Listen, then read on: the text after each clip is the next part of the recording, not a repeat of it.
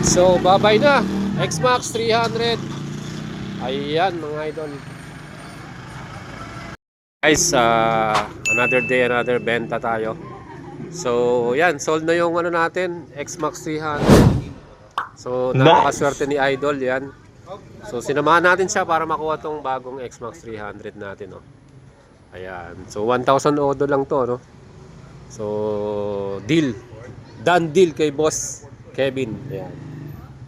So, iuwi na to ng HN Nueva Ecija. Ayan, mga idol. So, another day, sana namang legit na bentahan para sa atin, mga idol. Kaya sinasabi ko sa inyo, kung meron tayong post ng mga for sale na motor, legit yan, magandang presyo, at maganda yung quality ng ating motor. Hindi naman fresh na fresh, no? Brand new. Almost brand new to. 1,000 odo lang. Napakamura pa. O, diba? So, yan guys. Kaya, stay tuned sa ating channel para sa mas marami pa nating benta serye ng mga motor, mga idol.